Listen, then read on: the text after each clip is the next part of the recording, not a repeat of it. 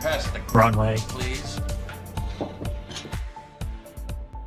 Hello and welcome back to the Past the Runway podcast. I'm Fletcher here. And I'm Paulie. The lads together once again with episode 3 right on target. And we'll probably just jump right into it this week. And it's been a quiet week for the elite, but I feel like we actually have a fair amount to talk about today. Yeah, we've had some activity here and there, not necessarily like seismic. Wouldn't register on the Richter scale, but there has been some action. Mm-hmm. So we're gonna get into it now.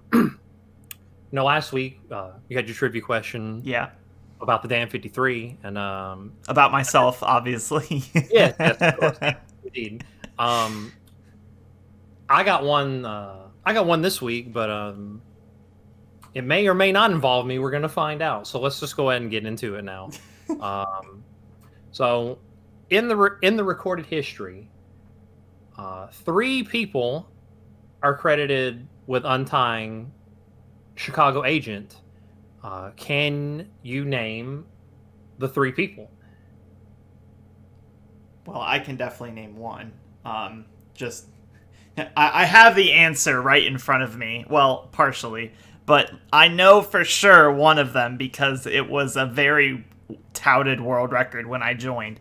So that one's very obvious to me. The other 2 I wouldn't have been able to guess. And one of them I'm familiar with, but the other one they are initials I'm unfamiliar with. So I look forward to hearing what they stand for at the end. Right. Well, you've got a bit we're gonna have a good conversation, and you got some time to chew on it. So maybe that's true. Maybe it'll pop back in my head, and I won't be such an idiot. But I can't think of it. It's folks, go ahead and get your money down on bet that line. Yes. It's interesting how you specify in recorded history, because that's always a thought I've kind of had about like elite records. Like there were people that played these levels, this game, like before like we recorded records. So there are people out there, probably developers, like testers, who got untieds that would count on the rankings, but we just don't have any, like, that no one was tracking those things at the time. Absolutely. There's some on Chicago Agent, there is some developer who was testing the data uplink with the taxi, and he got an untied, and we just don't know. It's probably we don't know what. It's like an 18-minute just test run to make sure everything's like working, but it's like the first actual build of Chicago as it finally ended, and it's like 18 minutes, untied world record, baby. I mean, we can, you can do semantics all you want, but the first time is the first time. You know what I mean? So. Mm-hmm. We'll get into. We're just concerned with the 3 we have today. So we'll just think about it and don't cheat. And we'll see you at the end of the episode. And speaking of 3, I believe you've got 3 runs for us. I do. So I'm actually going to go in reverse order as I have them listed here. So first we have, and you have to, I don't know what to call this man, because it seems like every single part of his entourage of accounts on various sites, whatever it may be, are all different names. So his Twitch is Salty, his Elite is XXOMG, he's Dude in the Discord, and his actual name's Sam Haycock, and he, on top of having way too many names to keep track of, he got Fact 44, which is a pretty good time considering he has not really been playing much in the last couple years. When you say he got 44, do you mean on facility, or his whole name is 44 characters long? Yes. Ah, right. Yes. So facility 44 is a strong time for anybody, whether you've been playing forever or just been playing for like a week. So it's a good time. Many would argue that its current value is not indicative of how difficult such a time is to get. But 44 still a banger. I would agree. No one bothered getting 43 ever again. I would be very happy with that world.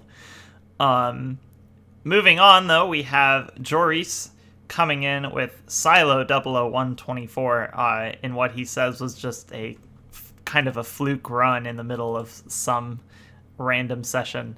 And of course, that's how you get those amazing PRs sometimes. Let's see. Fluked it in 5 minutes during an Egypt session. So I imagine he's going for 44, potentially, or 45s on SA00.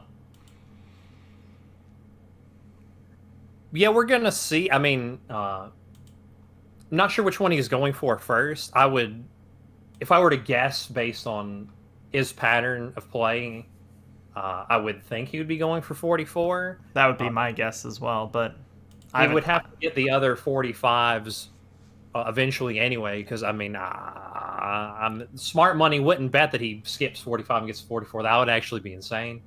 That would be a little tough. But if anyone's gonna do it, it's him, obviously. yes, no question. That is some chaotic energy that I think. I know I've definitely done it, and you've definitely done it.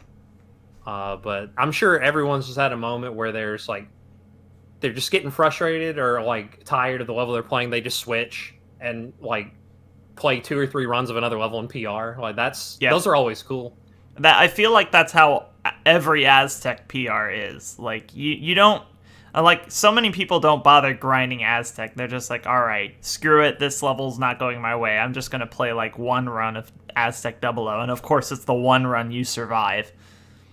Yeah, Aztec's kind of like roulette at the casino. Like, you don't spend 16 hours at the roulette table. You just walk by and you're like, well, I'll just put 50 on black real quick, and it hits. And you're like, oh, all right, cool. And you just keep it moving. And speaking of roulette and keeping it moving, perfect segue. Look at me go.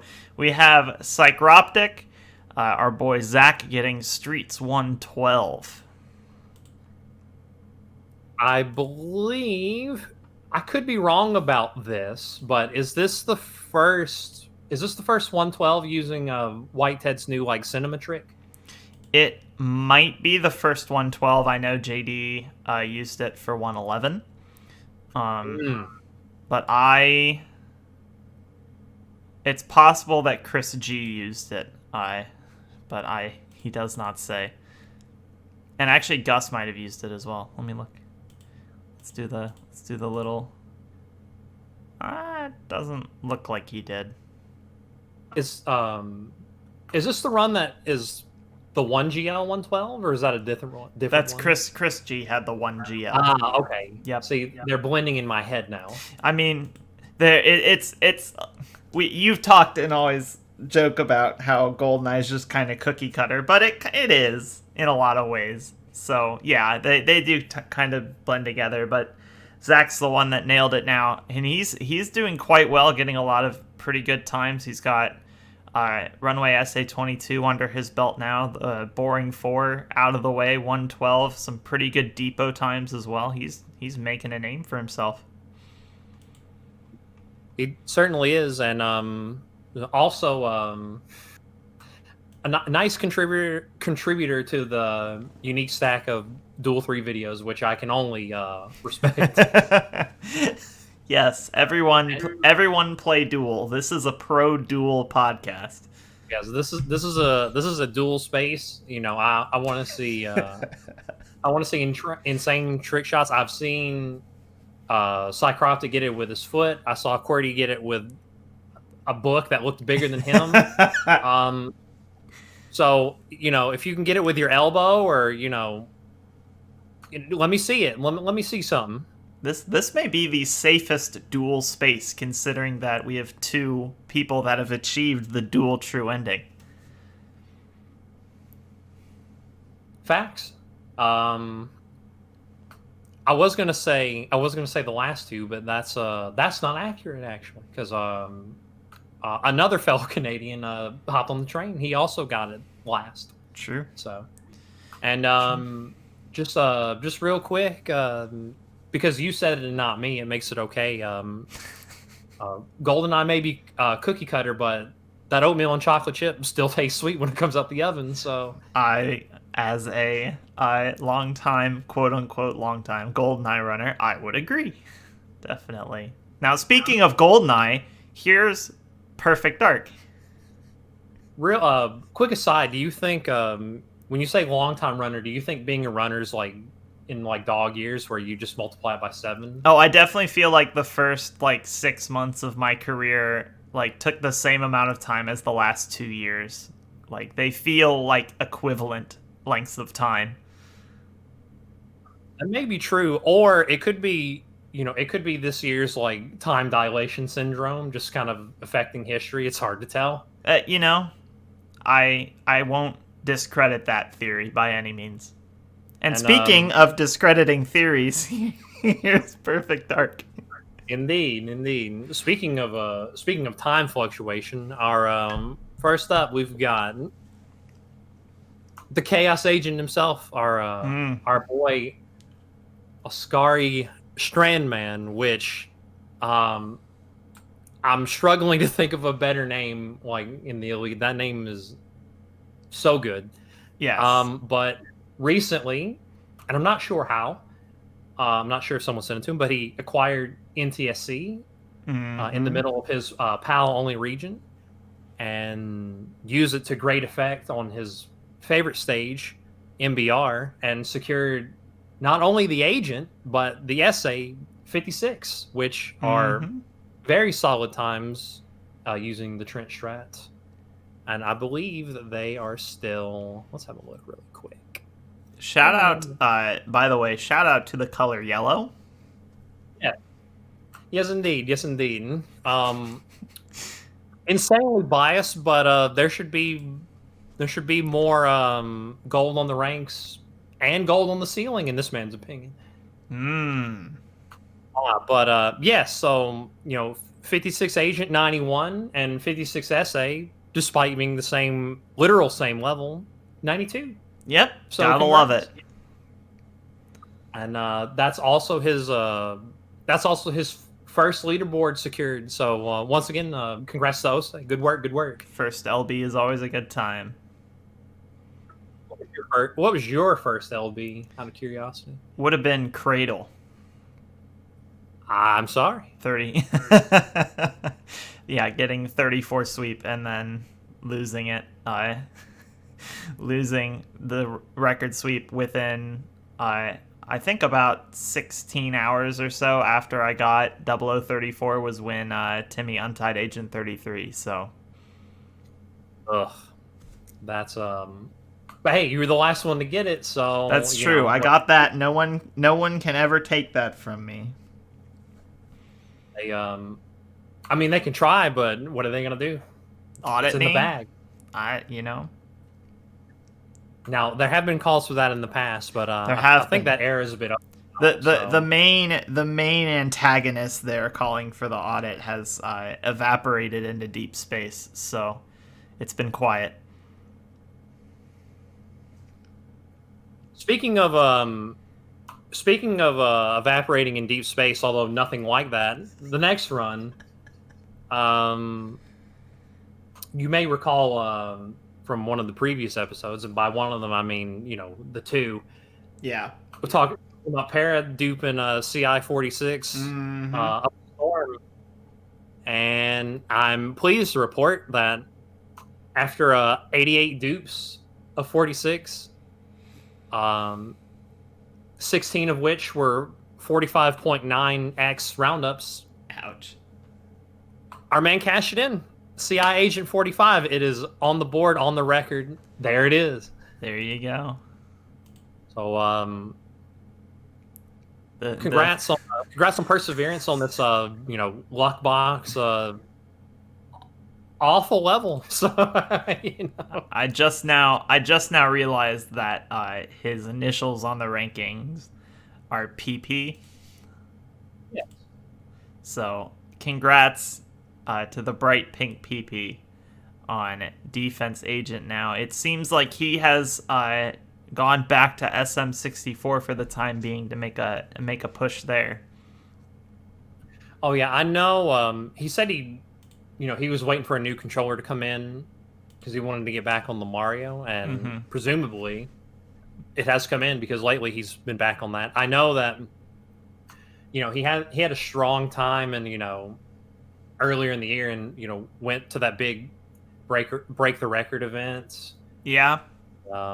Then he kind of put that to the side and was playing G and PD, and now some people have passed him, and I'm not sure if that's directly the cause of wanting to go back, or if he just feels like he feels personally I've got some unfinished business I could take care of here, but he's jumping right back into it, and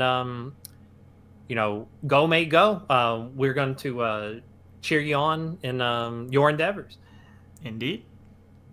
Speaking of your endeavors. Yes. So you're getting really good at this, you know that? Well, they've been about 50% really good and 50% literally don't make any sense at all, and I expect that will stay the same through the rest of the episode. 50% hit rate, you're still hitting half of them. What can you do? But speaking of your endeavors, which means my endeavors, here comes a shameless self promotion. But your boy got CI. We're still saying a CI, but not agent. We're going the completely opposite. We're on the DLTK. I managed to bank 137 using the strat that we would normally use in the regular ranks, where you would warp down the elevator instead of riding it down. Although this, of course, 100 million times more risky because it's DLTK. So if you don't get some lucky, as soon as you touch the floor, you're going to just explode. But I managed to get lucky, untie the Sage 137, skipped 138, and by my math, 138 stood a week shy of 1,100 days. So, anytime you take down a quad-digit old time, what can you say? You just gotta just gotta make it number. Hey, exactly. And if you want to take it, a step further, you could add. So Boss had 138, and he also had 141 and 150. So he had 3 consecutive times. So if you added the other 2 to the total, that's another year on top of it. So he's held a monopoly on the stage for a very long time, and I managed to get lucky and break it up. Nice. And I got to watch that run almost as soon as it happened because I was browsing YouTube at the time, and I'm subbed to your channel, so it popped up in there. My sincerest recommendation is that stage is unethical. Don't play it. It certainly seems it. All right. If I came back one day and saw that that time stood for 1,000 days, I would just be sick at my stomach. I don't know what I would do. I would hate to see it. That's all I'm going to say. Speaking of hating to see it, moving on to recent events, we have PD match play is still ongoing right now. Yep, we're still in the hunt, still in the trenches. So we've had some semi recent results. The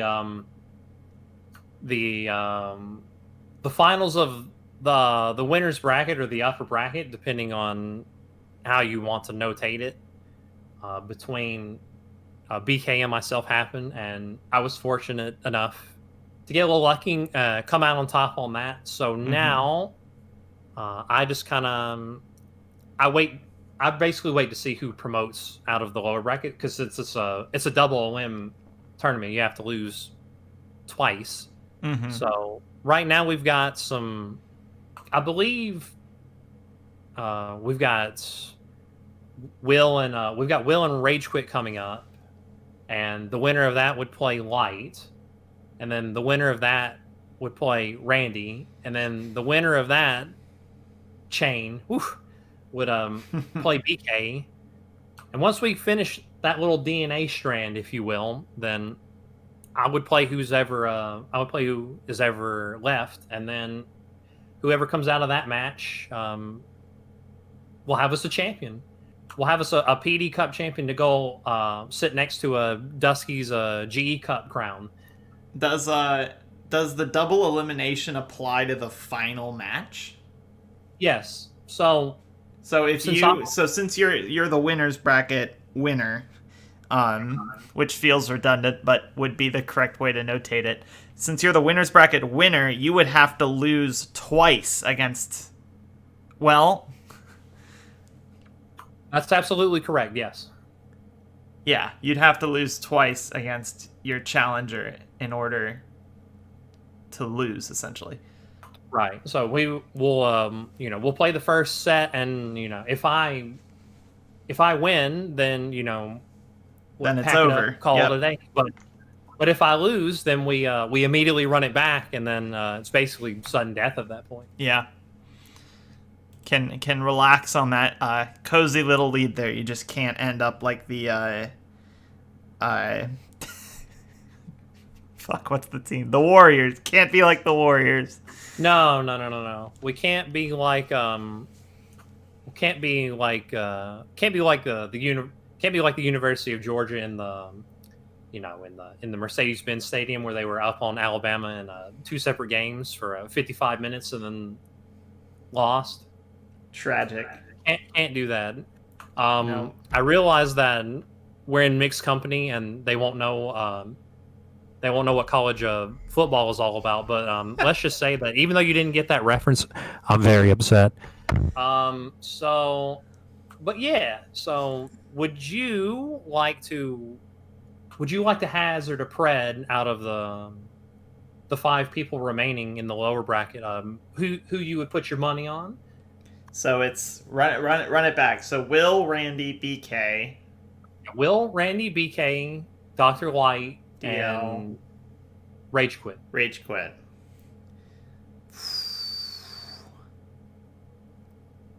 I think my money's on BK. I think. Well, he does have the benefit of having to wait for everybody else. He doesn't have to go through 3 people at least. He can take whoever comes his way, so he just has to win 1 rather than whoever's at the back having to win 3, potentially like 5 in order to actually win now. Right, because if you look at Will, he has to play, assuming he doesn't lose till the finals, he has to play 4 matches straight. Yeah. And there's a lot of volatility in variance in a GE, not a GE. What am I talking about? In a PD RTA setting where you get 1 shot, there's a lot of variance going on. Yep. But I'm excited to kick back and smoke a metaphorical cigar and see what happens. You just have to wait. It's a beautiful, beautiful game of waiting. And speaking of waiting, I know that you guys were waiting for our next recent event topic, and that is a little known game that's actually directly connected to our website, and that's Time Splitters. Yeah, so Time Splitters is it doesn't really need an introduction. It is on our website, and then it is a cooked, also strafe-based first-person shooter. But since it is kind of off the side in its own ecosystem, as it would be, that makes sense. Mm-hmm. Rarely do the 2 environments cross over. However, recently we've had our boys Pogo and Envy pop over and have a little dabble in the game, and have had their own measure of success. Yeah. So we've got the name the level Cyber Them, which is just a very early level in the game, very short, not a lot of complex objectives involved. It's some minor shooting, but it's mainly just focusing on tight lines and this sort of deal. You could think of it as slightly less claustrophobic archives, if you like. So we've got Pogo and Envy hopped in, and so Envy had 36.5 on the stage. So again, you see, quite a short stage, all in all. Yeah. And that was good enough for 11th place on that stage's rankings. But then Pogo hopped in, and he got the 36.4. And since there was a tie at 11, now that was 9th place. And then they went back and forth again, and they both tied at 36.3. So they were just sitting there. And then the Madman Envy just walked it down to not only 36 flat, but then became the 8th person to get sub 36 and chipped it on over to 35.9, which now he's tied at 7th, and he's just right on up there, like getting close to the greats. Now the three kings of the game, at least for time splitters, one sitting on 34.8. Now on such a level like that where it's just strafing and not a lot of tricks, a 1.1 second differential can look like 10. Yeah. So it sounds kind of brutal, but I'm curious to see if he walks it down any further than that, or if he feels like he's, like, I'm good on that, and he starts dabbling with the other levels. But I'm glad to see Time Splitters get some play, because it is a really cool series. Yeah, I've never played them, but I kind of want to at least at some point. But it's nice seeing them get that much activity, because they share the same forums as us, right? They share the Elite forums, so they have their own board within the forums. And I pretty regularly check the forums, and when I do that, I go show unread posts since last visit, and that lumps in the Time Splitters topics as well. So I always see when there's posts happening in Time Splitters, and for so long, there was like maybe a world record post or something like every couple months or something. Very like not common, very unusual to see it, but I understood why it was there. But the last couple months, the Time Splitters community on the whole has been very active. A lot of posts, a lot of world records. They're untying a bunch of things. A lot of active players there, and their kings of the game are pretty active right now. And I actually, one of them stumbled into my chat last time I was streaming, so shout out to I believe it was CD that hopped in. Yeah, I've seen CD about here and there, but very strong player, and just like a hard drive of information about any of the games. So like if you just wanted to ask him something, I'm sure he could queue it up for you immediately. So yeah. So but I wonder, maybe they're probably taking advantage of current lockdown situations, and that's given them the time, as we've seen in not only GMPD, but in other corners of games where the extra time has allowed people to get in and do things they wouldn't normally have the time to do. So I wonder if that has something to do with it. But it's good to see their forums light up like a Christmas tree, because even though I'm a bit of a layman, it's nice to see it. Yeah. Oh, and by the way, here's a little tutorial for those of you that don't know how to find the Time Splitters Elite page, if you're curious to check it out. If you just go to the normal Elite rankings, scroll all the way down, you will see related links in the bottom right corner. Click on that, and you will see a link to the Time Splitters Elite page. And there are a bunch of other fun little links in here that are kind of hard to find, but lead to some interesting places, like the old Turbo rankings are actually still here as well. The old Turbo rings, we might have to chew the meat off that bone one of these times. Potentially. I know Joris is currently working on making a new Turbo rankings, so that's been in the works for the last couple of weeks. That's the reason they call him king of the spreadsheets, and by they I of course mean me. I'm not sure how many other people do that, but the royal they, yes. I'm calling my shot right here. And speaking of calling your shot, See, I'm getting good at this now. You see that alley-oop? Uh, ECM4 is coming up.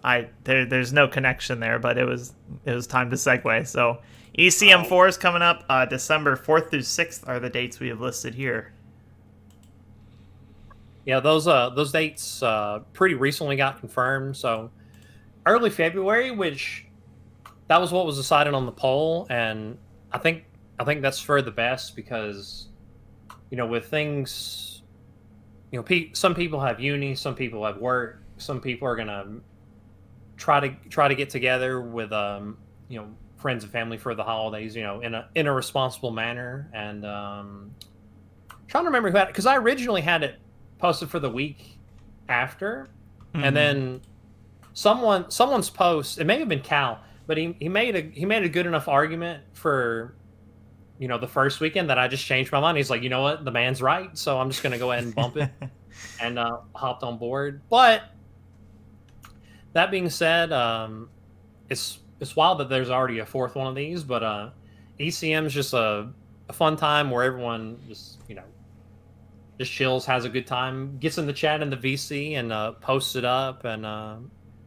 we play other games. Some games a speed run, some games is a speed walks, and everything in between. So I'll have to get my SNES out and get a little bit of practice in, because I have not played Link to the Past in quite a while now. The last time I played it was probably the last ECM when we had that race. Yeah, that probably. I don't think I've played it since then either. The good news is, if you get it out and somehow PR in the marathon, you can make the third one of those cook thumbnails you've made for those videos. That's true. I could have like the stream layout on there. I'm already picturing it, of course. Oh wait, you're pre-making it? That's always a good time. I used to do that with like everything I did. Like my original a lot of my old video projects, like my Runway 22 and Bunker 17, I don't think I pre-made archives, but I definitely pre-made Runway and Bunker 1, I believe. But like I had those videos ready, like the edited videos ready. I just needed to get the run to throw in there. Like it's like envisioning like the run post before. It's not envisioning the run, it's envisioning the post you're going to make about the run before the run. Exactly. Yes. Sometimes planning ahead pays off. It does. So I'm looking at this. Obviously, on the sidebar, there's some runs that are already up, and they're not filled yet because I'm not sure where it's November 4th. I'm not sure where anyone knows where they're going to be exactly and what their schedule is going to be a literal month from now. So the slots aren't filled yet, but we do have some options. And I got to say, I'm intrigued by this genre run he has up where it's called Tokyo Extreme Racer for Devas or 100%. I have no idea what that is or what that means, but the length says 4 or 11 hours. Those numbers are not close to each other. Not quite. No. So there's some variance in time there. So I'm not sure what we're gonna get. I'm not sure if we're gonna get 4 or 11 or 8.5. But do we have a schedule to sign up? Oh yes, we do. If you and this goes for anybody, if you go to the either the forums or Marathon Ideas, it's pinned at the top, and you can get in and just go to the side. You'll fill out your name and what you would want to run and roughly how long you think it'll take. I can't find it on the forums. It's not there? I don't think it is.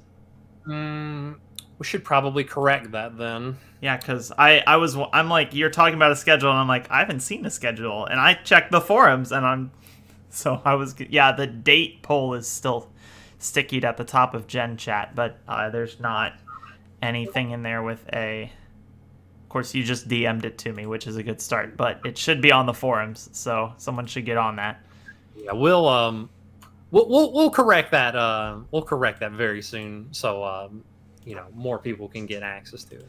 Yep. And But speaking of getting access to things and forums, here's a little recap. All right, little recap for the boys of the elite. And let's see.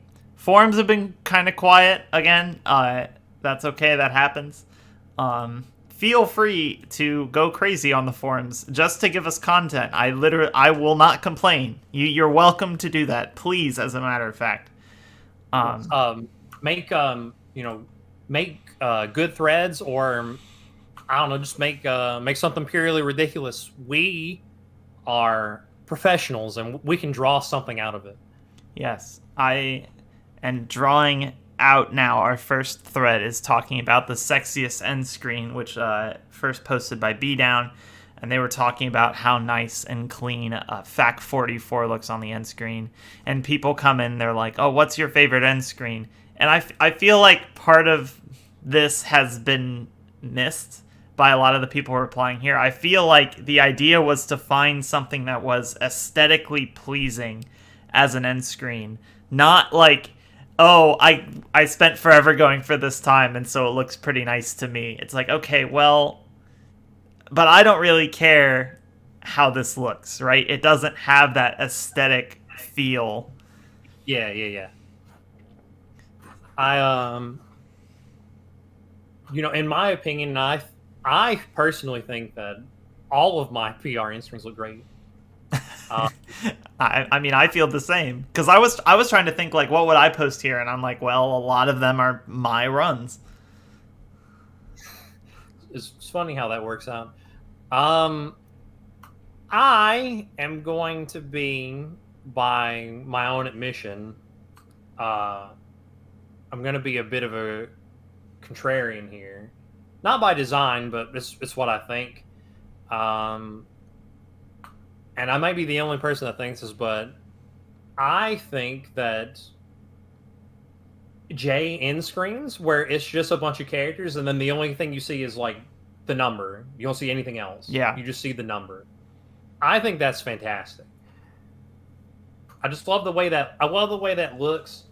Because it's just because at the end of the day, like, the time's what matters. So it's almost like subconscious, like, hey, we're just gonna remove all that stuff, because unless you can read Japanese, like, you know what it says, because you also play in English, but like, you can't read that. All you see is the number, and you just look at the number and you're like, mwah, like, fantastic. I feel the other way. I feel like the English end screen really has the clean aesthetic to it. Maybe if I, was fluent in Japanese, the Japanese end screen wouldn't look... It just looks chaotic to me. Like, there's too much going on. I prefer the simplicity and, like, straightforwardness of just looking at just a standard NTSC end screen. It looks so much cleaner to me. And it... As a guy that does a signature on the end screen with the cursor, I will say that the English end screen lags a lot less than the Japanese one. Correct. It's much harder to draw the little AV on a J end screen than it is on an English one. Well, as a man who primarily plays Perfect Dark, I can't really sign the end screen. I've always thought you could, like, do, like, Morse code flipping back and forth between the two pages. I could, but little known fact, I may not have enlightened you. Have I told you what my new permanent signature is for GoldenEye? No, you haven't.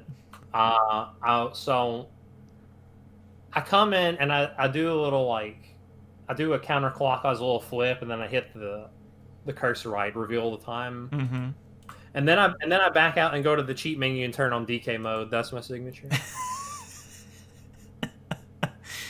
Have you done this on any actual recorded runs yet? Yes, I have. If you look at my recorded facility 59, it's there. Oh, I have to. Oh yeah, the comments even XD. Also, Yeah, see. we have the fade out. Cursor comes, flips. Yep. And then on the end screen, back, and DK. Oh, you missed DK mode at first. You hit. It was. I didn't practice beforehand. You know what I mean?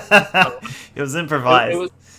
It was a bit scuffed, but you see the idea. I mean, yeah, you get better at the signature over time. Like, just I remember watching one of the speed lures, and of course the example run was one of my own, and it was just one of my very, very early runs, just absolute garbage, but good for demonstrating how the level works. And instead of pausing right when I got to the end screen like Goose typically does, he had the video play just a little bit longer, and so everyone got to watch me do my like full screen garbage AV, drawing across like the entire end screen top to bottom. And I remember, I think it was JD in chat watching the lore was like LMAO, the giant AV, and like that's how I did the signature for a very long time until it eventually became the very sharp, rigid AV that I've had on all my runs for like the past probably 2 years plus now. Imagine if you were one of these people who played on RetroThink LCD and you still did the giant AV. That would be a very big screen. Now, it would. Let me give you a quick counterpoint. So you're saying like you like the simplicity because the JTEX looks like chaotic and there's a lot going on. It feels like it's just chaos, even though the numbers are there. Like I aim more towards, even though my stream layout may not reveal this, I lean more towards minimalism in my aesthetic. Let me paint you a picture if you'll allow me. Go ahead. You familiar with a tornado? Yes, I am. Living in the Midwest. Yes.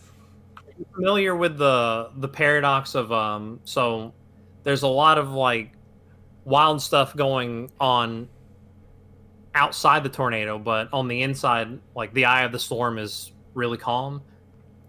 You realize I'm also familiar with hurricanes, right? Yeah, but you know, humor me. Carry on. You know how in the middle, like the eye of the storm is just like paradoxically serene and calm, and that's the center. There you go. That's the J in screen.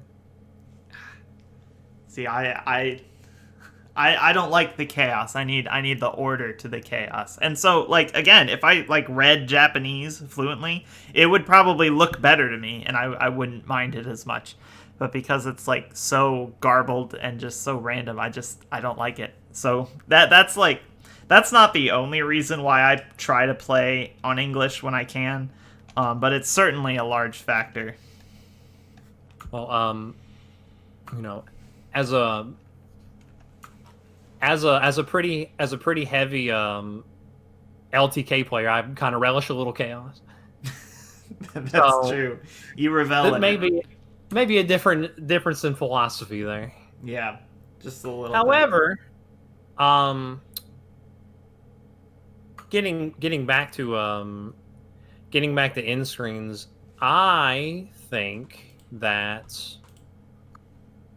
I'm trying to Mine, I'll say mine. I think my definite favorite is any 101. Like 101 is just such a crisp time to look at. A 101's good. B down posted a 44. Any repeating number like that, I think's pretty good. Definitely. Like just thinking like runway, like 22 looks so good and 21 looks like garbage. 21 just makes me want to go play blackjack, not runway.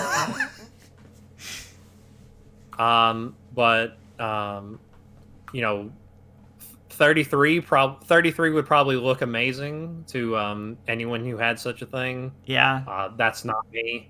Nope, same. 55. Streets 111 looks kind of dope.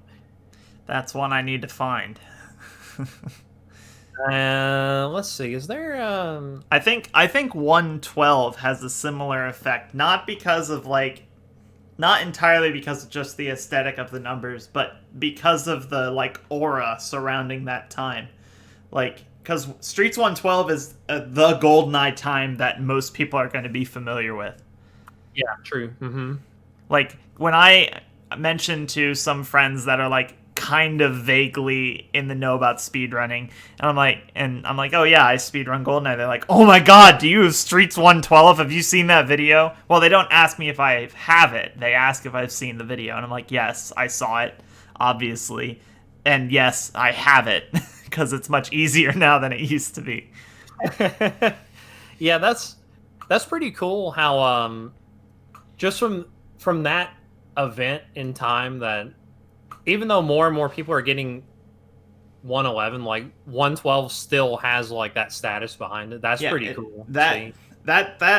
I think 112 will always be this kind of like beacon time. Like this is something to get to match up with the legendary status of the original 112. No, not the original, but the Untied Slay by Lockwood obviously is the one I'm referring to. But yeah. I would argue since it's the starting point, I would argue that to a lesser extent, 53 also has that sort of status behind it. So just to see a 53 pop up, it's like even though a bunch of people have it, it's definitely the out of the old boring 4 times. It's definitely the time that has like that sort of like status behind it, just because that's where people start. And I also think that some levels in GoldenEye specific, we're just kind of sticking with GoldenEye here. Say what you will about PD end screens, but GoldenEye end screens, I feel like there are so many levels in GoldenEye that are just immediately at a disadvantage in like talking about sexy end screens because of the cheat time. Oh, because those times aren't stacked right on top of each other, right? Like, right. Imagine, the FAC 44, but instead of 4 little 4s kind of nicely put together in a box, you got another set like off far to the right, and there's some ugly extra time there underneath. Like, I mean, that'd be damn SA FAC 00 Runway Agent going down the line through that. And I feel like there are quite a few levels that hurts. Like Streets 111 would look really good if it wasn't a cheat time. Let me ask you this: Do you think that getting the red new cheat available makes the end screen better, worse, or negligible? I think it's irrel. Personally, just because it takes that extra step to like have things set up where that's like feasible for a lot of levels. Like if you're trying to go for like, say, I always jokingly did a few attempts for Runway Agent 22 with new cheat unlocked because I just had like a extra file that was completed up to Runway. But it just takes so much effort, especially on the levels where you're completing runs all the time, because then you have to, I completed another run, I have to go out, delete my file, copy another one over, and it's like, I get it. It's more exciting if it's like within a context where it'd be insane. Like you're not intentionally trying to get it. Like say you fluke an Untied or a record, just like in an RTA attempt or something, and then you get that cheat time unlock. Then that I feel would have a different weight to it. But otherwise, like I don't think there are really any players right now going for that kind of swag. I don't think anyone cares. I haven't heard anything on the grapevine, but people do attempt and try to get like very crazy things. Now, it's not that common that it hits because it's not happening every other day. But yeah, if we keep buying lottery tickets, one of them is going to hit eventually. Yes, but for me, like I don't care either way, and. Again, I think those levels are already at a disadvantage because the times aren't immediately stacked on top of each other. Right. I'm gonna drop I'm gonna drop another controversial opinion about end screens. Oh wow, go for it. I think that the unique white CI end screen is really cool. I think it is too. And most people seem to hate it. I actually don't like that one in J just because it looks like happens on Discord light mode. It's a fucking flashbang. But on English, I think it looks really clean, and I like it a lot actually. Yeah. It's that unique aesthetic that really helps it out. Oh, and the in the far off, like God knows how long, when I just don't care about life and I grind CI 45 in the luck box and I get it. Probably just leave that end screen up for a week because it'll look sick. Yeah. Speaking of looking sick, here's the next thread, because we've been on end screens for a very long time, but that's okay. Elite Lost Media, Paulie, you were the one that started this thread. Yeah. So, have you, do you know much about the topic, or because there's tons of videos online about this thing. I'm certainly familiar with the how should you say, the phenomena of lost media. Right. So I just threw it out there because I watched some vids and I thought it would be cool if people talked about things that they remember that aren't, maybe they're not gone, they're just kind of like obscure and hidden, and maybe that would jog someone's memory. It's like, oh, we could get, this was neat, like, can we find this?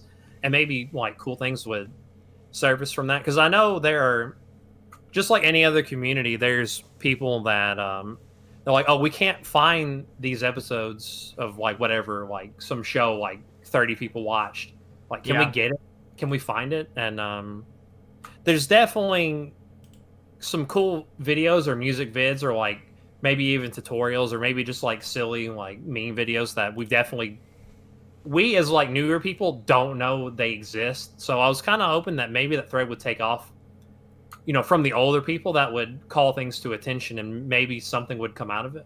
Yeah. I think I know Flickr commented on that thread talking about a lot of Mark's vids of like Forget 23, and then I think Cavs 101 is laying around somewhere still. But we know that the Frig 23 video existed. It's just gone. Right. And we know there's a stack of damn 00155 dupes that just aren't around, but he did have them. Yep. This seems like seems like someone who was into vids and making vids and curating vids and making vids about those vids would be super interested in the topic, and maybe they will come around and post something neat about that. That's what I'm hoping for personally. Shout out to Aquatic Fowl. Ooh. Is it a duck or a geese, or what kind of fowl are we talking about? That's a great question. And speaking of great questions, I don't even know where I'm going with half these segues now. Sean Connery passed away. I believe he was 90. That would be the great question of the circle of life, I believe, sir. Yes. I believe that was the transition you were hunting. Sure, we'll go with that. But he has died at the age of 90, born in 1930. Amazing. It seems like 2 centuries ago, not 90 years ago. It's wild to me to think that my great grandfather, who's passed now, but he was born in 1918. Dang, he had a solid 12 on the man. He did. But it seems that Sean Connery lived a nice long life. I mean, 90 years that's a good length. Yeah, you can't be too upset about that, and especially back in the day when people were getting up out of here at like 52, 90. Mm-hmm. That's a good run. And obviously obviously played James Bond, so that's a bit of a connection here. But did many other films? Did you have a particular film involving Sean Connery that you would like to mention? Well, I was just looking to see how many Sean Connery films I've actually watched, and it might just be one. All right, hit me with the one. Indiana Jones. I believe he's in the third one. Is indeed. He plays Harrison Ford's dad in that movie. That would have been my first and only introduction to who Sean Connery was. Yes. Sorry, I'm looking through his IMDb to see if there's one that I just didn't realize he was in. But yeah, I don't watch a lot of movies. I've seen very few James Bond films, and the only James Bond films I've seen have either Pierce or Daniel Craig as Bond. So I've not actually watched any Sean Connery Bond films. Well, let me recommend you a film that it's not the best film he's been in by far, but one of my favorite films involving Sean Connery because it's ridiculous is The Rock, which is it's where Nick Cage is in this. Yes, so it's Nick Cage and Sean Connery, and through a series of convoluted events, they have to break into the Rock, which is not Dwayne Johnson, it is Alcatraz, to stop a plot, and just absolutely outrageous scenes. I highly recommend it. Hilarious movie, fantastic. I will keep that in mind. But yes, Speaking of keeping things in mind, rest in peace to the great legend. I think it's time that after going on so many tangents and a really deep and meaningful discussion of end screens, I think it's time we get to the actual weekly discussion that we set up. Yes. So the topic we looked at for this week, we talked about a very serious and meaningful topic last week with 2.x control style. So we thought we'd lighten the mood up a little bit this week and talk about the top 5 best guards in GoldenEye and then the top 5 best guards in Perfect Dark as well. And we've each prepared a list. We have a couple of honorable mentions, and we'll go in reverse order. So starting with number 5. I'll go ahead and take it away. So number 5, top 5 best GoldenEye guards. Number 5, the B2 first guard. This poor bastard has been killed so many times in Elite history. And I'm not just talking like in speedruns, because obviously in speedruns every guard is awful. So there's no best guards anyway. The least worst guards maybe, but just talking about this B2 first guard, the poor bastard, we have to kill him to start B2 always, because we need Nat's key, which he has. So he's been slapped probably more times than any other guard in the game, except maybe the Archives guard. But he's seen his fair share of fisticuffs, and I particularly like the scene there in the cell when you're playing it out, quote-unquote, as intended, and going through all the dialogue, and Bond goes up and talks to the guard through the door, and he's like, I'm sick, and the guard's like, tough shit, dude, I don't care. He just goes back to patrolling. And then when you open the door, when you eventually get the key and open the door, he just points his gun at you and then just holds there and just does not let up. But he doesn't shoot. He just stares you down as you can even just shut the door again and just stay there in the cell, and he just will stare you down, gun barrel right to your face. Obviously, he shoots you once you leave the cell, but it's just such a funny experience to me. Doesn't even take the key back from you if you don't, you just open the door. He's like, stop, and then you're just like, stop, and then you just shut it again, and you shut it again. All right, and he's like, all right, fair play. Like, don't do it again. All right, you're up. Yeah, that guy has had many hands laid on him by the people who have 23 and people who have 23 minutes. So it's just a bad day for him, really. Yeah. My number 5 is a bit of a unique circumstance because he actually appears in 2 levels if you do this right. That's true. So for number 5, I have the mechanic from Infill, who, if you just knock him out, as 99.9999% of the time you would, because you just want the key card, you don't have to kill him. You knock him out, and if he lives, if you go to a certain door on rescue, as if you were playing Mayan, he'll open that previously impossible to open door, and you can go up and find the secret Phoenix weapon on rescue. Yeah. So just a real mate that you rough him up much like the B2 guard, but he doesn't die. You just kind of he just takes a little nap, and then like in a sitcom or a comic show, they have like a reoccurring character, and his whole shtick is just bad things happen to him for he doesn't even deserve them, but just no reason. Yep. That's him. He gets slapped in the back of the head, and then he hears a sound, and he's like, "What's going on?" And you slap him again, so you can go get the secret weapon. Poor guy. I hope that guy gets a raise. He really doesn't deserve that. No kidding. All right, number 4 for Goldeneye now. Specifically, it's the first spiral guard on calves when you're running the level as a speedrun. The guy that's walking away from you up the spiral. Because we just kill him.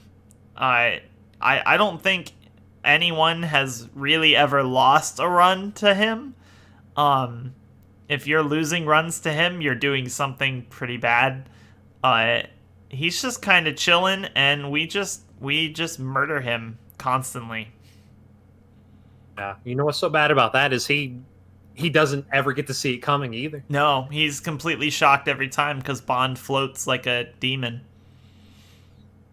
A speed demon, as a matter of fact. Speed demon. Yes. Quick aside before I give my number 4, but speaking of calves, if anyone wants to make like a silly meme hack where it's Mauser edition, where all the guards, their first animation is they will always roll, I would kind of appreciate that on some sort of level. So that would be amusing if you ever wanted to waste the afternoon doing that. I would give you a thumbs up. I could get down with that. But for my number 4 is we have the pair of guards on Villa that are holding up the negotiator hostage. Oh, because twofold, on Agent and Essay, they let you start the level with you just get to do some sick flick sniper shots on them to free the negotiator, but also when you play PA and you are the negotiator, you just get to stand there and they're just pointing the gun at you menacingly, and all of a sudden you whip out this laptop, right, and it falls out into this like insane machine gun, and they're like, what's going on? And then you just run down. They just never had, poor bastards never stood a chance. They really don't. So many of the guards on this list just don't. They don't stand a chance at all. That's why they're the best ones. Yes, indeed. So number 3, this one's a little. This one takes a little bit of explaining to make sense. People that are relatively familiar with my stream have probably seen. There's 2 clips now where I was playing RTA on Statue, and I come back down from opening the gate that says BJ, haha, very funny, and I go down and I'm just waiting for the flight recorder to spawn, the FR, and there's those guards that are like running to that point in the level where they then fade out and disappear, right? After dealing with Trev. And one of them runs up to that spot. That spot also happens to be one of the FR spawn locations. And he despawns right as the FR appears. So this guard just became the FR for me. And it wouldn't be so it wouldn't be so like monumental. Like it'd be like, oh yeah, that was a cool thing that happened one time. Except it happened again, only like a month later in another RTA run, where the exact same thing happened. Guard got there, disappeared, and the flight recorder appeared right where his feet were. Like, it just became the FR again.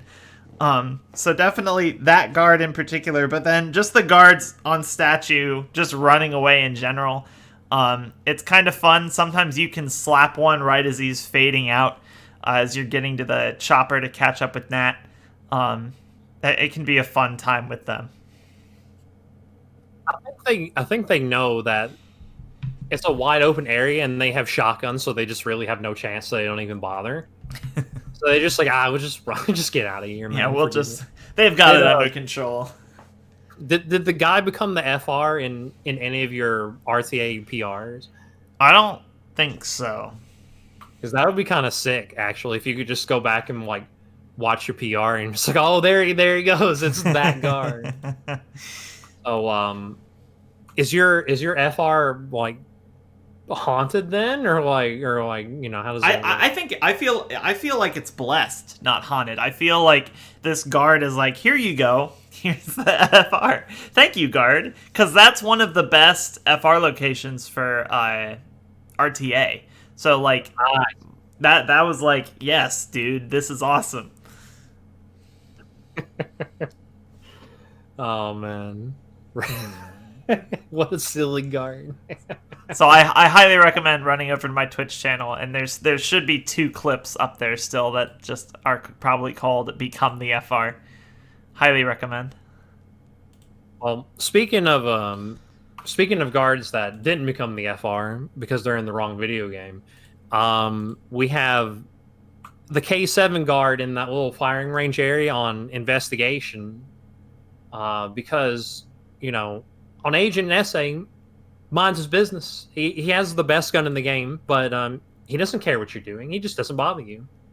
But on PA, you actually have to go get the gun because it's experimental technology. But you can do you get to do a strat where you do a lure and he rides up the elevator. Mm-hmm. And because this is a strat, because he's such a nice guy that you like, you know, you give him a little pinprick on the back with a 9mm, and he wants to figure out what happened. So he comes up and just hand gifts you the gun, basically. So getting to play it that way, you take a lot of luck out of the level, and I think that's fantastic. And you get the double bonus of, if he's too slow, you can turn the corner and he's still riding the elevator.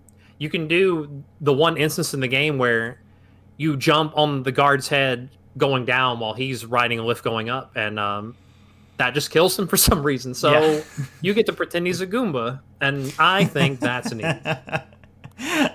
Yes, I would agree. That's the fact that that's even programmed in is quite interesting. Okay, second for Goldeneye. Number 2, we're almost there. Number 2 for Goldeneye, is the Archive's first room. Not the guard that you kill to get the key. Not him. The other guard in that room. The guy off to the side. I understand he can be a problem in like DLTK, but who cares? Besides that, this is probably my personal favorite guard, is this other guy in the first room of Archives. Because half the time you can do the Archives first room so quickly and get out cleanly, and that guard never notices that you leave. He will literally just stand there staring at the corner where you once were for the rest of the time. It's it's quite remarkable. You're just like, what happened? Like he's looking at Bond, and then all of a sudden he's not looking at Bond, and he just doesn't care, and he just stays there. It's great. One of easily my personal favorite Goldeneye guard is that guy. You knock out his friend, whip out of that room at like Mach 3, and just start shooting bullets upstairs, and he just like that's above my pay grade, boss. This is not my problem. It's like, someone else will get it. Right. So my number 2 is also my personal favorite PD guard. So the number 2s are really repping me right now. Yeah, so you guys are gonna. This should be a crowd favorite, I think, because the number 2 is you know him and you love him. It's no matter what, you can set your watch to it. This guy's gonna say it. It's the guard on airbase who says, "You shouldn't have come here, girl," while you're running through the lobby. And it doesn't matter the difficulty, it doesn't matter the situation. He's gonna get that line off. So I love that man. Oh my god. I have to admire his tenacity, because even though he just has the crappy Magnum, you know, he's talking big boy talk. He's like, "No, I'm not having this. Like, you're not gonna come in here and do whatever you want." Yeah, and then of course Joanna does whatever she wants, but still, he's telling you that you made a mistake. You shouldn't have come here, girl. Goodness. I can only respect you know, the bravado and the commitment to what I assume is a minimum wage paying job, that he's out here barking orders when he's clearly not in control of the situation. But you know, that's neither here nor there. Armed guard at the like secret airbase for housing Air Force One, definitely minimum wage, gotta say. Yeah, he's not getting paid. I hope he at least has dental, because good lord. Oh, gotta have that dental. Teeth are important. And speaking of teeth, I need to stop doing that. Real quick, remember to floss, kids. Yes, remember to floss. Don't be like me for way too long in my life. Floss. Speaking of, not even gonna try. Number 1, Goldeneye. Number 1, Goldeneye. We have. This is probably going to be the fan favorite here. And that's part of the reason why I put him at number 1. He's too iconic for words, and it is the bathroom stall guard in Facility, the one that you can see from up in the vents. The man sitting there in the one just over from where you drop down. Like, that man is iconic. I loved like trying to shoot his hat off and kill him from up in the vents when I was younger, first playing GE. Like, it's such an iconic scene from the movie where Bond drops down into it and knocks him out from above. Like, this man's just an icon. And he doesn't mess with your runs at all. He just chills there. So he's not causing Bond any trouble, but just the fact that he's there is a real testament to just him being cool. I have a take about this man. Oh, go for it. I think he's so iconic that he should be put on the box art. True.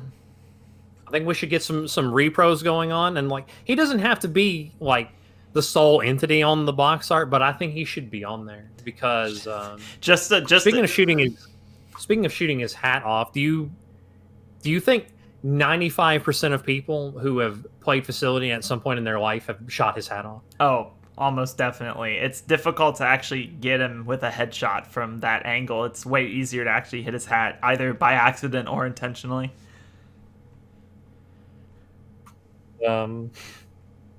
I remember like trying to hit him, and like, now I'd be banging that hat off with accuracy, but his head, it was a bit dicey. Yeah. Now, for my number 1, see, you went with the the iconic pick. Yeah. I kind of went for I put the iconic pick at number 2, and I kind of went with, you know, more of a personal favorite of mine. Mm-hmm. But so my number 1 favorite guard is he's not a human guard, but he is technically still a guard. Yeah. It is on Ruins. You have the guard on that see-through catwalk right above the altar you sacrifice on.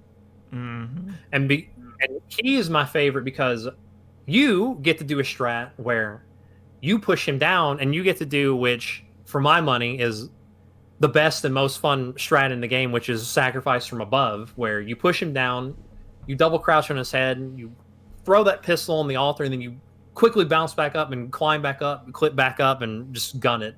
It is amazing. I would agree. I learned it. I think this last summer is when I learned it. Right? I think so. Yeah. Like, and it's so much fun. Quite honestly, it's not even that hard either. It's a good time, and it saves so much time. Like it's just a good strat.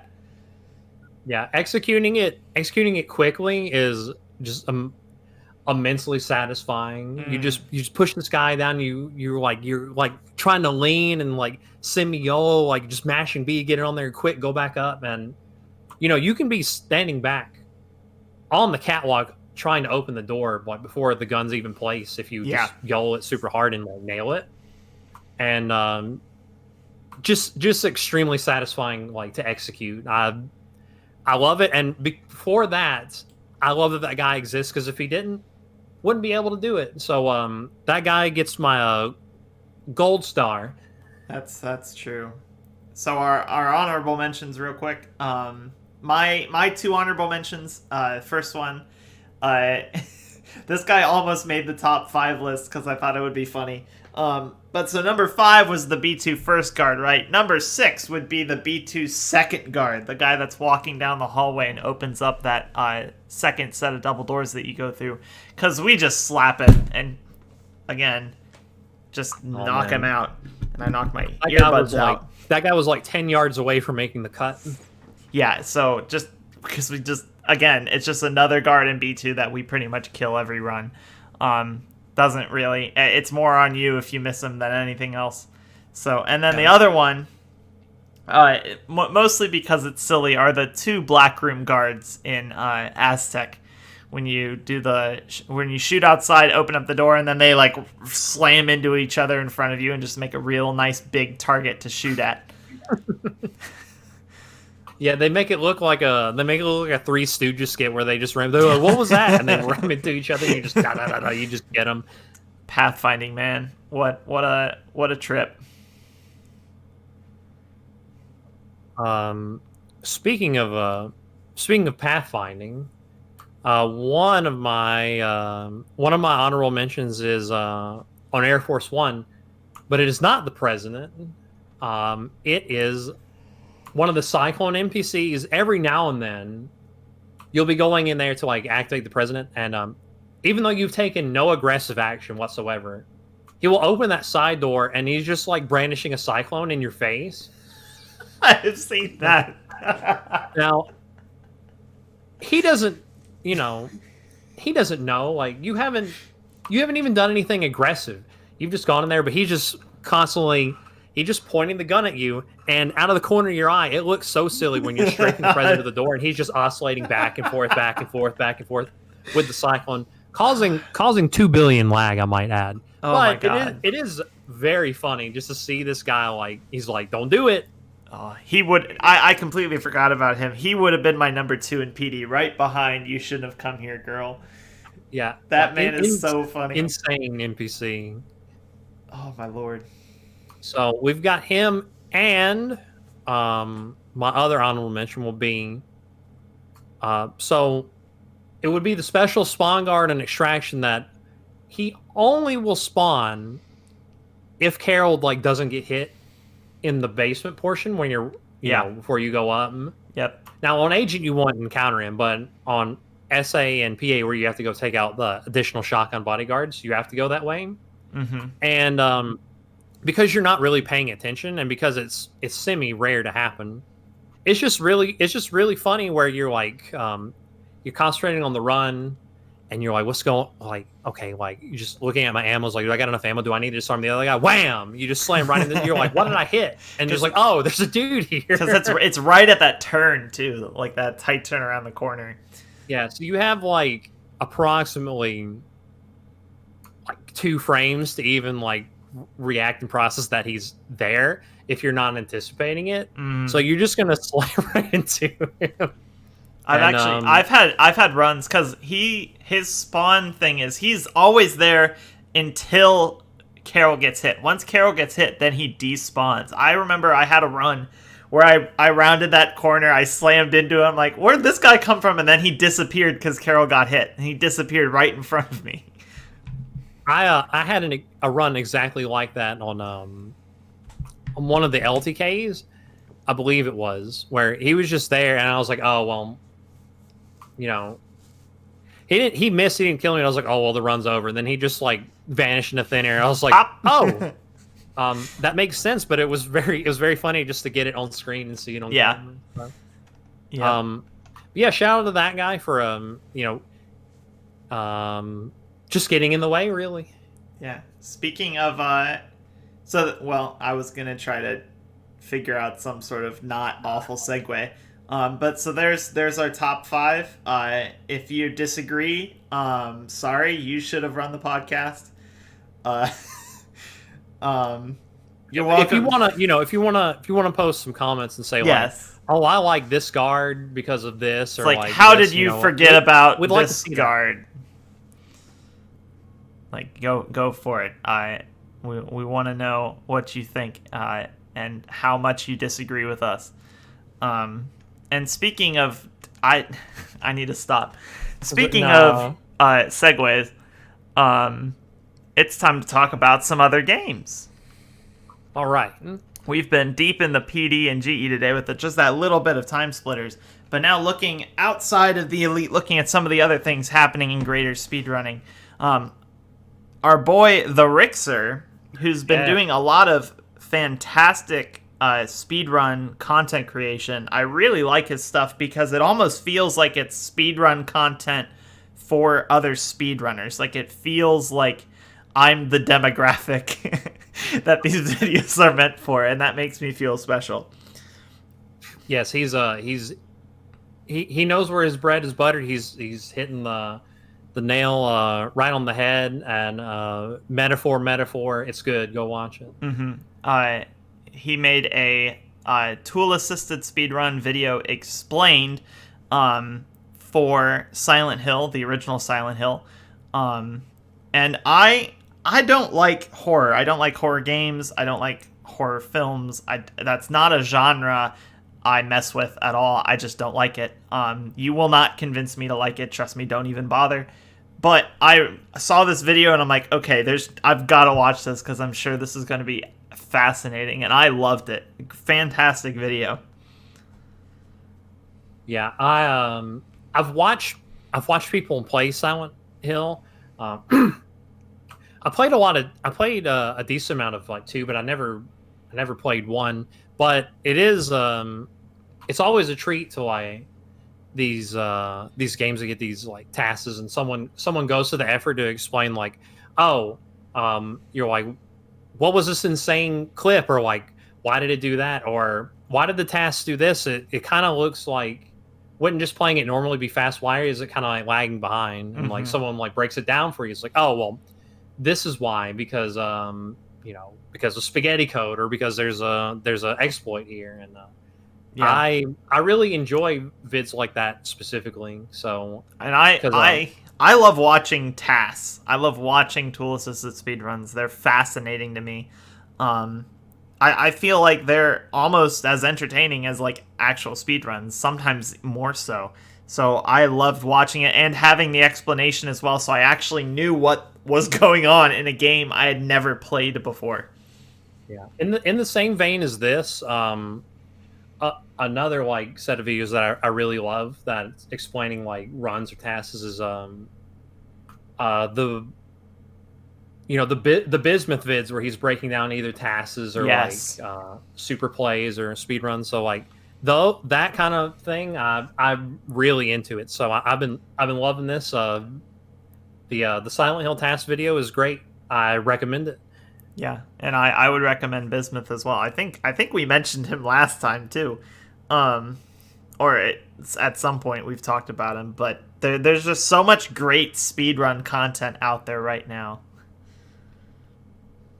Yeah, it's kind of like you can almost get into whatever style you like. It's kind of like the international at the market. Just however you like it, it's there. You just have to go get it. Mm-hmm. And speaking of going and getting it, now we have Metroid Prime coming in, and they've found a new strat that allows them to get power bombs before regular bombs in Metroid Prime. Now, what kind of avenues does that open up if they get the power bombs first? I think from what I read, I believe they were saying it would save something in the realm of 40 seconds, which is pretty significant because Prime is a pretty well optimized speedrun as it is. They've played that thing to death. And they've kind of bounced back and forth as the Metroid community has between in-game time versus real time. I believe this will definitely provide a new in-game time record. RTA, it'll help as well. I don't know what the equivalent is between RTA and in-game time, because I don't think they care about in-game time as much anymore. But it should save some time. I'm not sure anyone has actually used it yet to get a new record, but I'm sure that they're trying and putting in some effort there to get it. Yeah, especially like it was 40 seconds. It's for all intents and purposes, like anyone can use that, and it's like, well, I'm cutting a minute. I'm cutting a minute barrier off 40 seconds. Yeah. So, if viable, which I have no reason to believe that it's not, we'll definitely see it in runs very soon. Mm-hmm. It's definitely human viable. Like a human has performed it now. So, because I believe it was formerly only in the realm of tasks, but it has now moved in to actual human ability. So we'll see if anything comes of that. And then another GameCube Nintendo game. This one's almost a natural segue. Nindita getting the Super Mario Sunshine 120 Shine record. Yeah, he secured another one.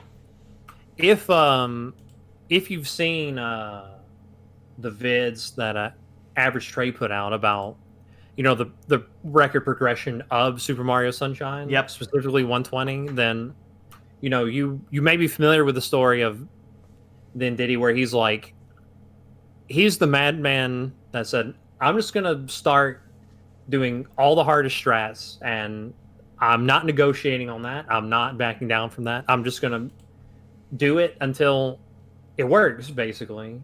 Mm-hmm. And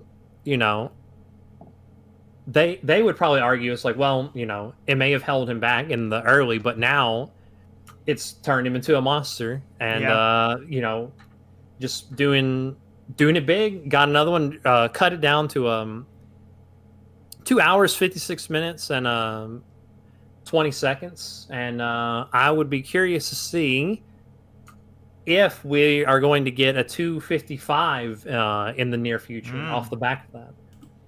We will have to wait and see, but congrats to Nindita. And then last up, we have one that I actually just noticed, yesterday, because it happened yesterday. And this is a run that I have followed for the last year and a half or so, since it really developed into a crazy, crazy game. Gymnast getting a new Skyward Sword any percent record. Got a 122.59 yesterday.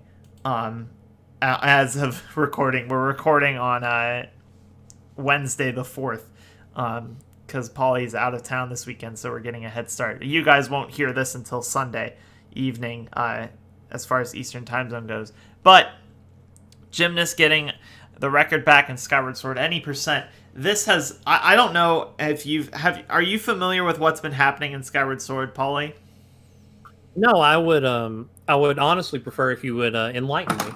So I'm no expert here. I've been following it kind of casually since it kind of broke out.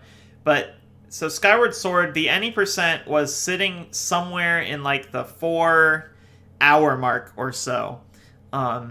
Only like something like a year and a half ago. Not that far back. Maybe closer to 2 years now. I obviously don't know the timeline, and don't take everything I say with a grain of salt, as I'm not in the Zelda community. I'm not a Skyward Sword runner. But I do know the game really well because I love Skyward Sword, which is probably a controversial opinion among some Zelda fans. I think it's a great game.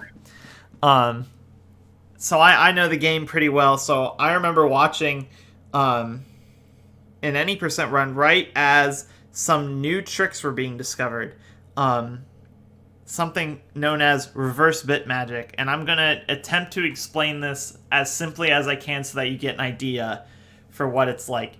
So what happens is if you die and then I think save and quit and restart the console at the same time, Link will fall into the title screen and you will gain control of Link during the title screen. This was a well-known glitch back in Twilight Princess as well, and it's called Back in Time because you're kind of like you're going back in time.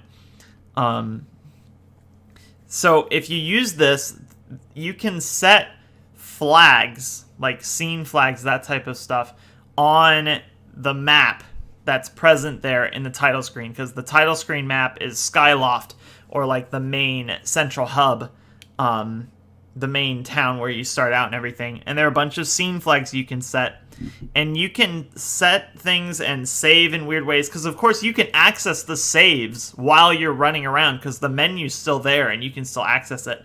So you can like save warp by saving certain coordinates over a certain map on another file.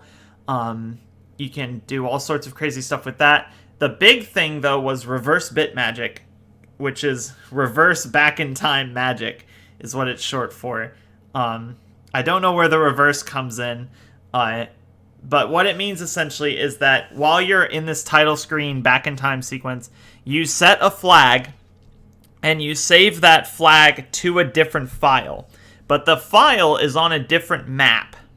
Like, it's not, the file that we're playing through for the run is not on Skyloft. It's in, say, down in, like, Farron or something. It's down in the woods. But when you set this flag and save it onto that new one, it applies to the new map. And there are a lot of shared flags between the two. So, like, the same value. Like, oh, I unlocked this door, that set this flag, but in the forest, that same value, that same digit in the same spot says, oh, I pushed this log over. So if you do this crazy stuff in the back in time and then load up the new file, these new flags can be applied to the files. And then that, of course, had so many uses, like right out of the gate. It took them a while to figure out where everything kind of pieced together. Slowly found more and more time saves. Like an hour or so was taken off the record pretty quickly after all this was kind of figured out. And things kind of steadily decreased from there, slowly cutting more and more time.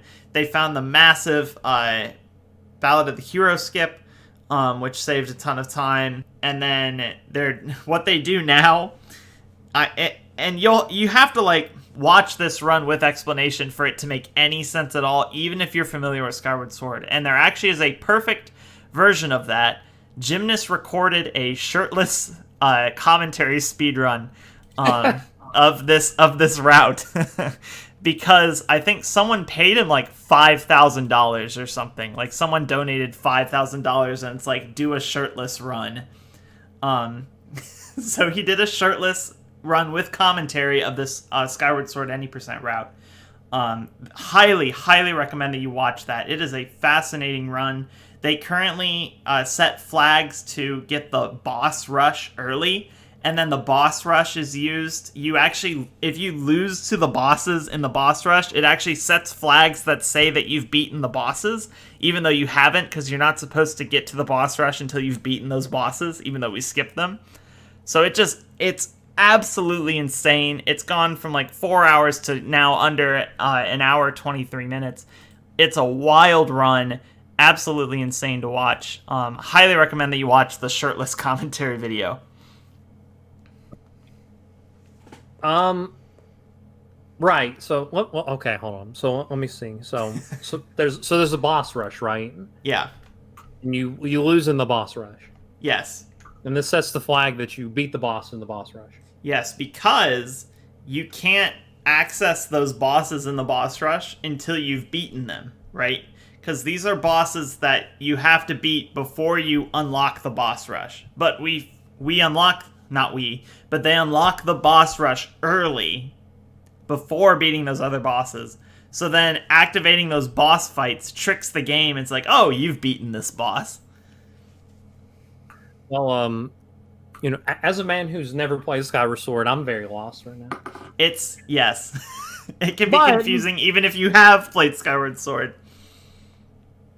I think I'm gonna have to add this this shirtless speedrun into my watch later and give it a spin and see what's going on. I highly recommend it. Gymnast is a very knowledgeable commentator. Very enjoyable to watch.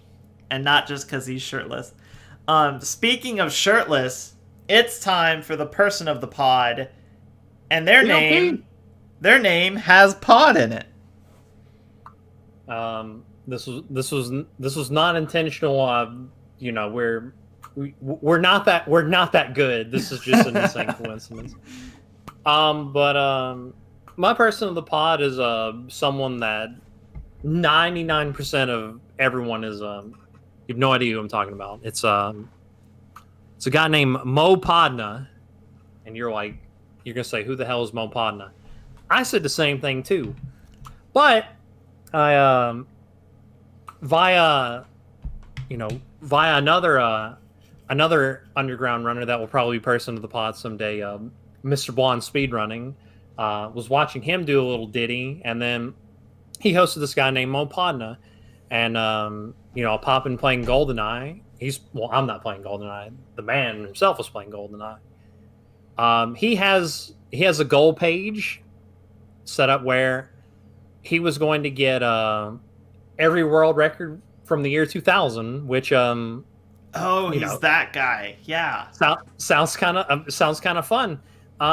So when I popped in, he had just gotten Train, I believe it was, and I'm looking at his spread now. He's got, let's see, he's missing Bunker 118, Statue 229, Control 410, and Cradle 38, which I didn't even know Cradle was down to 38 in the year 2000, so that was kind of neat. Mm-hmm.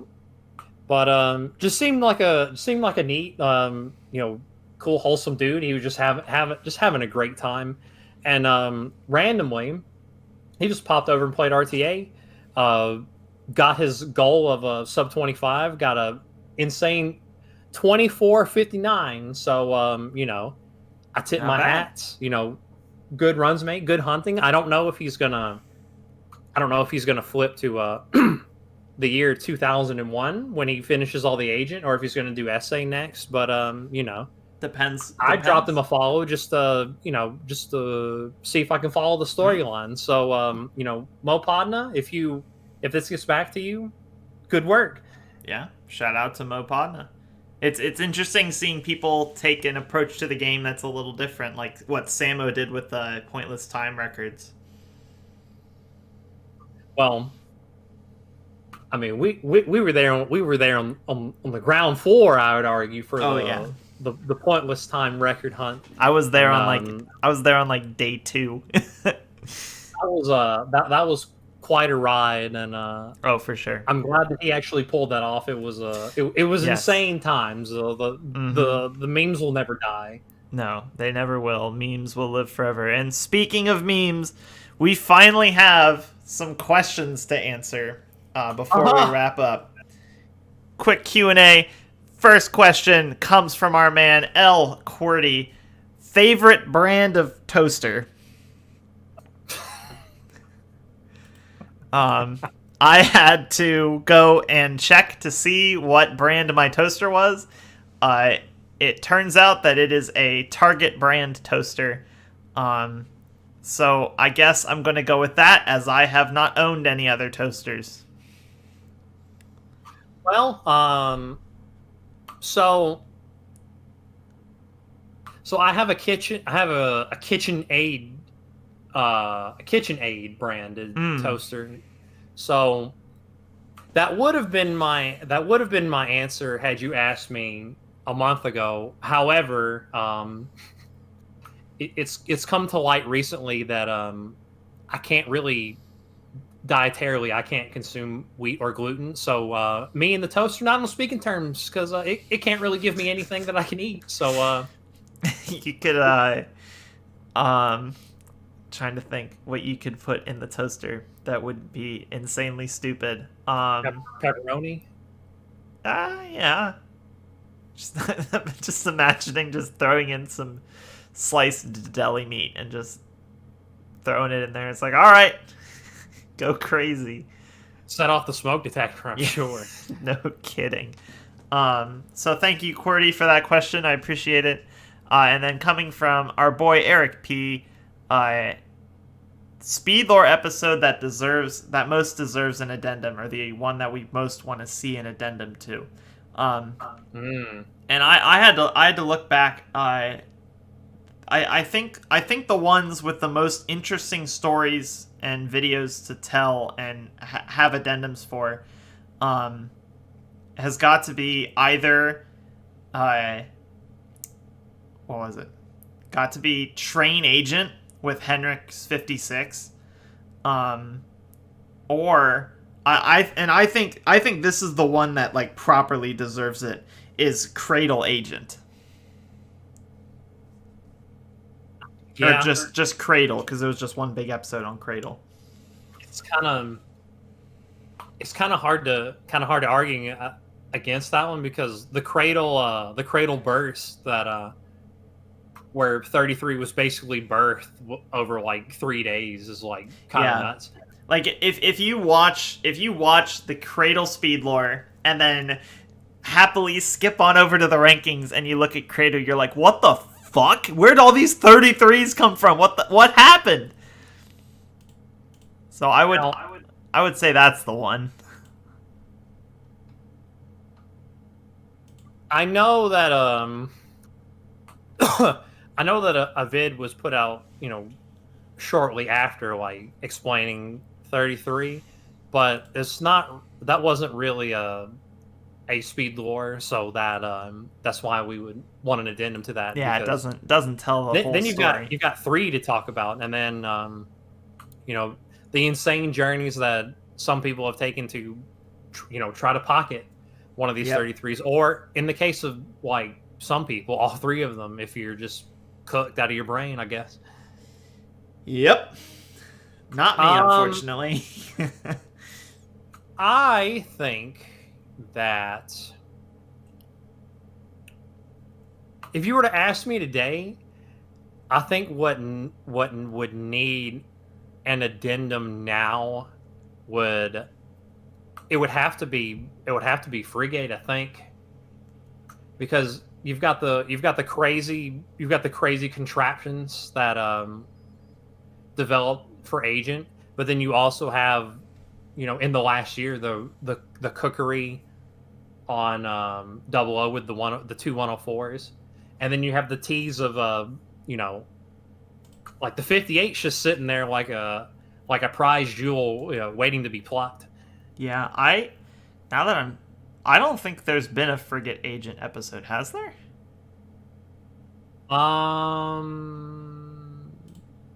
I thought there was. There might be. I'm thinking of I know I'm thinking of like the very first one was obviously Frigate SA. Yeah. So that's where it started. So maybe that's where I'm thinking of it. I would either say that or perhaps the journey of Facility with those insane unties, including Lotus skipping on 00, which is fucked. Yeah, I don't see a Frigate Agent. Yeah, I don't think we've done Frigate Agent yet. Oh well, Frig 00 was done recently though, so. Well then,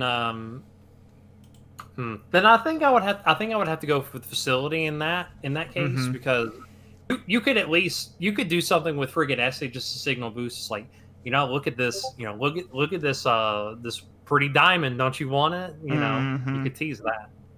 But Facility, I would lean for that then in that case. I think the other one that could hold some meat is S1 SA and 00 with Callie's Untides. Yeah. I would have to go there. Just the story of him duping it like 1,000 times, which, I mean, to be honest, anyone says, "Oh, I got this 1,000 times," it's like, well, you know, Yeah. that's obviously an exaggeration. But for him, like, I would actually believe. Yeah, that he no, actually got I it 1,000 times. I have no doubt for my boy CW. Before we go, got to get the answer to that trivia question. Paulie, go for it. Right. So, three people have untied Chicago agent. Can you you want to take a stab at it real quick? Well, I know because I saw the initials. I know Clem for sure. I would have known Clem even if I didn't see it because of course he got 14. Clem. I saw the initials, so Expert. Yeah. All the way back in the day. Expert got 16. And then 15. Clem got 14. And then 15 was DC, and I cannot. I am just blanking on who DC is, and I don't know why. I feel like I know this. I feel like I know this, but I just can't think of it. Well, I think you're going to know it as soon as I say it, because it's Discombobulator. Oh, of course. Randy Bukima. I don't think of him as Disco. I think of him as Randy Bukima. That's Right. why. Yep, that makes sense. Arguably, the first horde to ever happen. True. All right. I think that brings us to the end of another episode of Past the Runway. Thank you for listening. If you made it this far, we're getting longer each time. But that's okay. It's good. It's good. Content is good content. You know what I say. So thank you all for listening. If you have questions for us, and as you can tell, it doesn't matter how stupid it is, we'll probably answer it. We did talk about toasters. We did all, so. for a not insignificant amount of time. So anything else left to say, Paulie?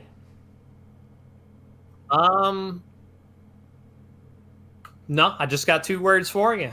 And those 2 words are Goodbye forever. goodbye forever.